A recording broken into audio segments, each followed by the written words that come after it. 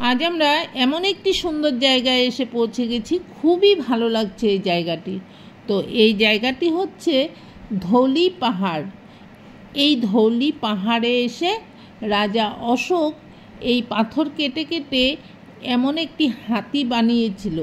তারপর এইখানে বড় একটি শিলার মধ্যে তার আদেশগুলো লিখেছিলেন। তো সেই স্থানেই আমরা এসেছি। এই স্থানটির নাম হচ্ছে অশোকের শিলালিপি স্থান।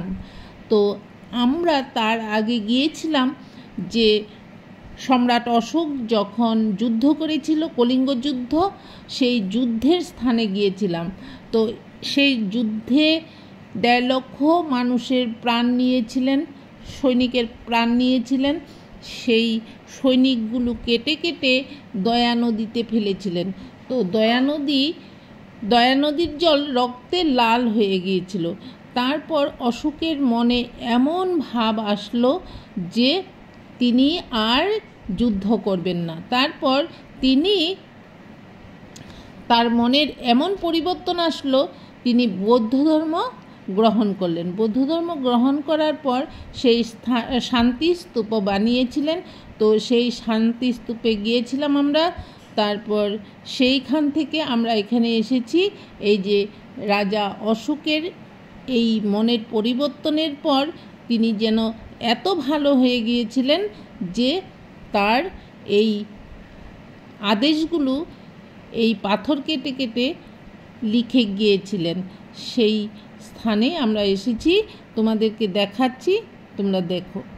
ঐতিহাসিকভাবে গুরুত্বপূর্ণ এই ধৌলি পাহাড়গুলো একটি পাথরের উপর খোদাই করা অশোকের প্রধান আদেশ রয়েছে। তো এখানে একটি ঘর আছে, সেই ঘরের ভিতরে সেই বিরাট পাথরটি আছে। সেই পাথরের উপরে এই রাজা অশোকের প্রধান আদেশ রয়েছে, তোমাদেরকে দেখাচ্ছি। অশোকের এই শিলালিপিগুলি রচিত করা হয়েছিল ব্রাহ্মী ও খারষ্টি ভাষায়। অশোকের শিলালিপির বিষয়বস্তুগুলির কথা একটু বলি। কি ছিল?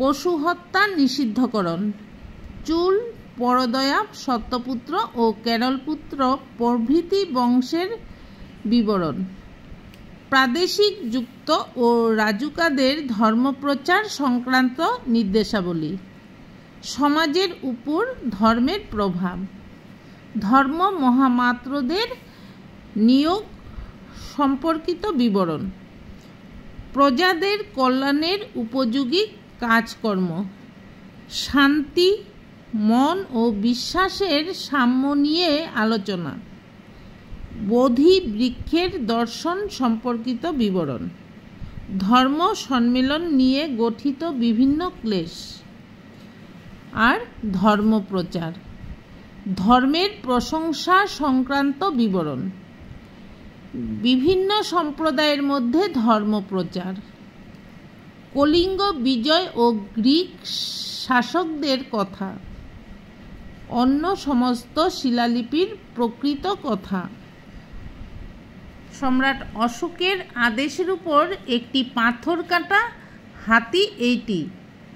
এই হাতি উড়িষ্যার প্রাচীনতম বৌদ্ধ ভাস্কর্য বলা হয়।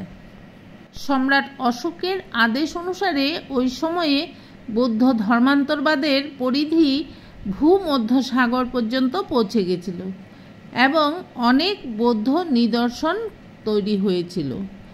তো আমরা অশোকের কথা অনেক কিছুই জানতে পারলাম। তো ভিডিওটি এখানেই শেষ করছি। তো খুবই ভালো লাগলো এই জায়গাটি, তোমরা আসবে তো দেখে নেবে। আর তারপর আমি একটু আইসক্রিম খেয়ে নিচ্ছি। সম্রাট অশোক তার নিজের নির্দেশ বর্ণনা করেছিলেন এই ধর্মের শিলালিপিতে। বৌদ্ধ ধর্মের প্রথম বাস্তব প্রমাণ প্রদান করেছিলেন। এই আদেশগুলি ধর্মের বিষয়ে অশোকের নীতির বিস্তারিত বর্ণনা করেছিলেন।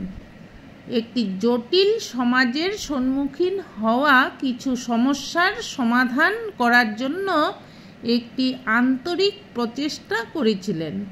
সত্যি কথা, কলিঙ্গ যুদ্ধ যদি না হতো তবে রাজা অশোকের মনে এত পরিবর্তন আসতো না।